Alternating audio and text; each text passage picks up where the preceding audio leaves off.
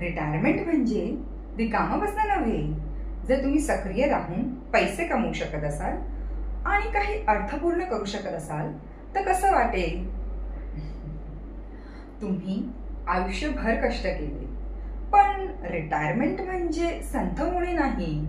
वेळ नुसता जाताना पाहण्यापेक्षा का नाही एका नवीन जोमाने दुसरा करिअर सुरू करायचा, जो तुम्हाला व्यस्त ठेवेल, आर्थिक स्थिरता देईल आणि तुमच्या मानसिक तीव्रतेला चालना देईल. इन्शुरन्स ॲडवायझर म्हणून तुम्ही तुमच्या सोयीनुसार काम करू शकता आणि अमर्याद कमिशन कमवू शकता आणि कुटुंबांना त्यांच्या भविष्यासाठी योग्य निर्णय घेण्यास मदत करू शकता.